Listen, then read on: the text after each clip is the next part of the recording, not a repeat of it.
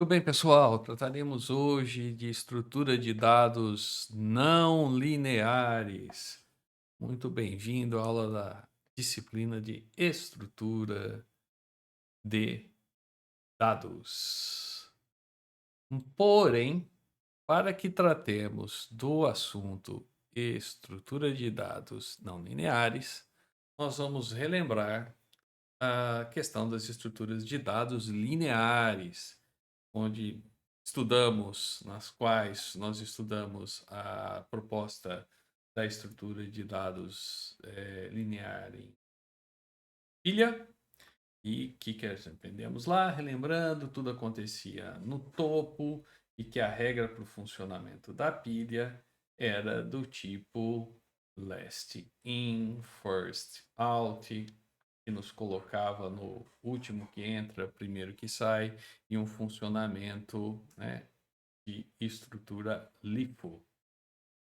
Outro dado que a gente precisa relembrar aqui para definir a estrutura de dados lineares é o fato de que na estrutura de dados linear eu dependo de encontrar um dos elementos da minha estrutura para que a partir desse elemento eu tenha uma indicação de quem é o outro elemento que está conectado a ele nessa estrutura. E por isso, além da pilha, derivam nessa estrutura desse mesmo padrão de estruturas a fila, com a variação de regra de que não é tudo que acontece mais no final da estrutura, mas que um determinado elemento que chegou primeiro se retira primeiro. Por isso, as eliminações numa estrutura de fila são feitas no início.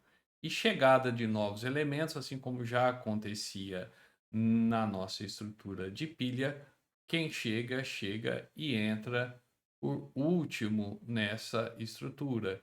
É, O fim é onde são feitas as inserções numa fila. Uma fila trabalha no modelo first in, first out. O primeiro que entra é o primeiro que vai ser removido. E de uma maneira até mais ampla, categorizando como uma estrutura geral para estruturas lineares, nós temos o funcionamento da estrutura de listas, caracterizada pelo fato de que numa lista, normalmente as indicações são feitas no mesmo modelo, porém o último item eu sei que ele está no final porque ele aponta para nulo. Além disso, eu posso remover na lista, sem a regra, eu posso inserir ou remover elementos de diferentes posições, quer seja antes do primeiro, quer seja depois do último, e inclusive trabalhar com o tipo de listas que tem ligações nos dois sentidos, nossa lista duplamente ligada ou duplamente encadeada e ainda a lista que nós vimos do tipo circular, na qual o meu último elemento indica para o primeiro e fecha esse ciclo, deixando de apontar para nulo. Né? Conceitualmente e tecnicamente falando, todas essas estruturas lineares são tipos de listas com características específicas de regras para entradas e movimentação, entrada e saída de itens. Na pilha, diferente das regras de entrada e movimentação de elementos em uma fila, e diferente das regras de movimentação de entrada e saída de elementos na lista. Muito bem, mas hoje a nossa preocupação é com um outro tipo de estrutura, que são as estruturas não lineares, que são estruturas que vão representar problemas nas quais as nossas conexões não são mais feitas apenas para um dos elementos que estão lá. Então, se eu dar uma olhadinha aqui no meu node, que é o meu elemento da fila, que aqui recebe uma identificação de diretor, a conexão do diretor não é apenas com um de seus gerentes, mas ele se conecta com o gerente de vendas, ele se conecta com o gerente financeiro e ele se conecta com o gerente de produção. Então, eu tenho mais de uma conexão com o elemento, por isso ela deixa de ser linear, e o caminho que eu posso fazer para encontrar esses elementos, ele também vai variar, né? Outra representação que nós podemos verificar isso é aqui, onde eu tenho o Node identificado aqui como Paulo, com conexão com a Carla, conexão com o Jorge, conexão com a Tânia. Esse vínculo pode representar, por exemplo, no caso do organograma, uma conexão de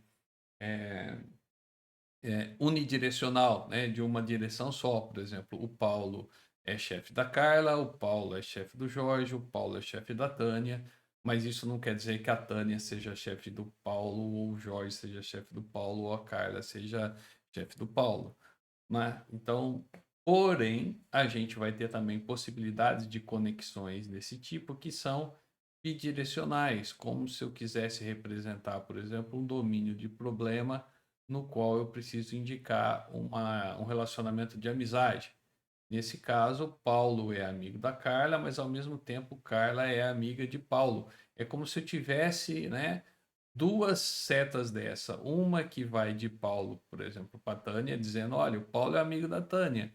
E outra vindo de Tânia para Paulo, como o mesmo caso que a gente tem na estrutura linear para uma lista duplamente encadeada, Tânia é também amiga de Paulo. Então, isso pode acontecer. Mas acho que a parte principal aqui é a gente entender esse formato de conexão, de formas de não estar limitado a um único item, e também o fato de que percorrer caminhos, passar por nodes, encontrar informações nesse tipo de estrutura, ele não é dependente de uma única possibilidade. Por exemplo, eu posso encontrar o Node Luiz e percorrer um caminho de Luiz para encontrar quem é o diretor da empresa, no caso, se isso aqui for uma representação de funcionários. Mas eu posso chegar no diretor da empresa também partindo da Júlia, ou então da Carla. Eu não dependo de passar. Veja, a partir de Luiz eu encontrei Paulo sem ter que passar por nenhum outro desses nodes que estão também fazendo parte da estrutura. Não, pelo Jorge eu passei, né? Pela Ana, pela Sônia, pela Tânia, Lúcia, Luísa, Júlia. Eu não passei por esse pessoal para encontrar a referência no Node Paulo. Então, isso é muito legal e é disso que se trata uma estrutura não linear. As estruturas lineares mais comuns e que a primeira que nós vamos estudar, ela recebe o nome de árvore, uma estrutura linear no formato de árvore. E acho que é interessante a gente pensar, poxa, mas por que o nome de árvore? Então fica tentar representar de uma forma aqui, olha, se eu tiver uma estrutura como nós tínhamos a representação que acabamos de trabalhar da questão desta indicação de pessoas como uma árvore genealógica ou então como uma estrutura de relacionamentos numa empresa com o organograma, eu posso tanto trabalhar isso pensando assim, poxa, essa é a parte da raiz da árvore, então eu recebo nomes, tal, e a partir dessa raiz eu estruturo uma árvore aqui que cresceria presa a essa raiz. Esse é um tipo de indicação. Veja, isso aqui não é uma nuvem, é uma árvore. Vou botar a legenda aqui porque meu dom para desenho não é tão apurado assim. E seria uma forma de ver. E outra forma de eu identificar isso também seria eu pensar nessa estrutura como o node raiz sendo o início dessa árvore. Sempre vai ser início de alguma forma a raiz, porque ela é o meu ponto de partida, o meu ponto de referência. Mas veja que aqui, invertendo um pouquinho essa estrutura, talvez fique ainda mais claro para alguns de vocês enxergar isso aqui está crescendo, né, num formatinho de árvore também. ficando ali dentro da mesma proposta. E aí, tá? Bom, espero que isso ajude vocês a se lembrarem do nome da estrutura. E a gente vai ter classificações para o posicionamento desses itens e classificações também com a partes dessa nossa estrutura. Então, numa estrutura de árvore, o meu node, onde se inicia toda a árvore, como eu comentei, ele recebe o nome de node raiz, né? Ou nó raiz. Tradução de node vem para nó. W, então, é o nó raiz de toda essa estrutura de árvore que nós temos representada aqui. E cada vez que existe uma conexão do nó raiz com outros nodes, a gente, com outros nodes, nós temos uma indicação de que foi acrescentado um nível a esta árvore. Então, é como se a gente tivesse uma linha aqui, na qual está o node W, e ao acrescentar conexões com o node W, esse nível foi acrescentado. Eu tenho mais representações. E nesse segundo nível, que recebe o nome de nível 1, porque a contagem dos nossos níveis ela é baseada em zero, um nível mais inicial da árvore ele recebe nível zero. A partir de novas conexões que um node no nível anterior recebe, nós temos um acrescentado. Então, N0 para o nível zero, depois N mais um, N mais um, N mais um, que vai dando nível 1, nível 2, e assim sucessivamente para quantos níveis eu tiver na minha árvore. Essa relação de dependência de conexão, ela também estabelece uma forma de tratar esses nodes aqui como um node pai e node filho. Nessa situação de entender que o node W tem vinculado a ele duas conexões, a conexão do filho K e a conexão com o filho B. Aqui é bem uma ideia de analogia com uma árvore genealógica mesmo, onde no nível superior eu tenho o mais ancestral e depois eu vou desmembrando isso. E a relação também acontece sempre nesse sentido. K é pai de Z e é pai de X. B é pai de A e pai de B. E do nível inferior para o nível superior, nós temos o relacionamento de filho. D é filho de B, que por sua vez, P é filho de W. W é pai de K, K é pai de Z, X é filho de K, K é filho de W. Então, é uma forma de entender esses relacionamentos. A literatura trata assim, vocês vão encontrar essa descrição.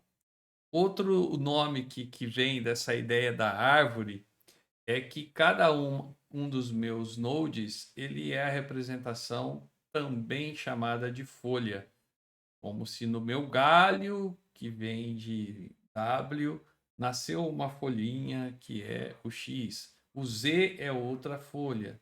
E se eu pensar no K isoladamente, K é uma folha. Mas se eu pensar num conjunto de nodes, veja, eu tenho uma replicação da mesma estrutura de pai e de filhos que eu tinha a partir de W, eu tenho a partir de B para com seus filhos. Então, encontramos aqui o que o conceito trata de subárvore. Essa parte que está destacada num fundo mais cinza, uma subárvore formada por B, A e D.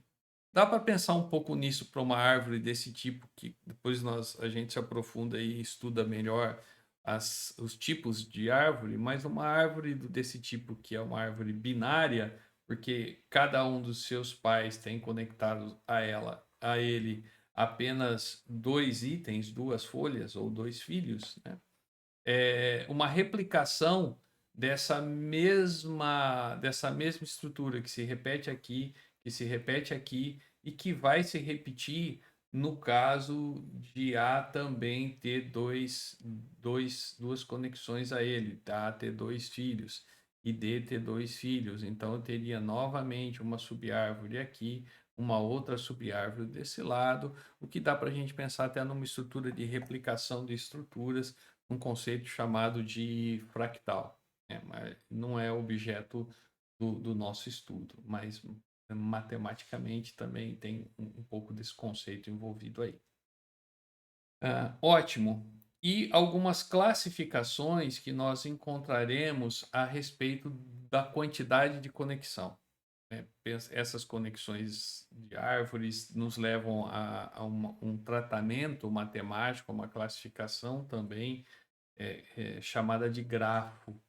E os grafos trazem com eles possibilidades de propriedades. Uma delas é a questão do grau dos nodes. Um grau de um node é a identificação de quantas conexões esse node possui. Quando eu venho aqui e dou uma olhada no que está estabelecido para o node A, esse node A tem a conexão com B e tem a conexão com C. O A tem duas conexões a partir dele. Por isso, o grau do. A gente vai ficar melhor a representação. O grau do node A é 2. Ele tem duas conexões. Conexões que estão estabelecidas aqui. Se a gente tivesse que representar, ele está conectado com B e está conectado com C. Já o meu node B, ele não tem conexão nenhuma, o que equivale a dizer que o meu node B ele não tem filhos ou ele não tem folhas. Não existe isso ainda para ele, não entrou nenhum vínculo com ele. E por conta disso, o grau que nós encontramos para a representação de B é zero, ele não está conectado com ninguém. Já o node C, por sua vez, está conectado com D, está conectado com E e está conectado com F. Portanto, o node C tem grau 3. E assim sucessivamente. Eu vou dar uma olhada em D. D tem dois filhos, G e D. O node E, ele não tem ninguém conectado a ele, assim como B, por isso grau 0. O node F tem apenas um item conectado a ele. E os nodes G não possuem conexão. O node H não possui conexão. O node I não possui conexão. Por isso, os três estão aqui com grau 0. E por último, nessa identificação dos graus, tem também uma identificação do grau para a árvore toda, representado por G de T, ou seja, o grau da minha árvore. Daqui, esse T representando tree, tree. Em inglês, né? Não three, que seria três, mas tree mesmo, de árvore. Bom, e da onde vem esse número? Ele vem da conexão do maior grau que eu encontrei para o node. Então, o node que tem mais conexões é o que define o grau da árvore, ou seja, o grau da árvore é igual ao maior número de conexões do node, ou igual ao número de conexões do node mais conectado na minha árvore. Em termos de representação e de conceitos para essa primeira abordagem de dados não lineares, é isso.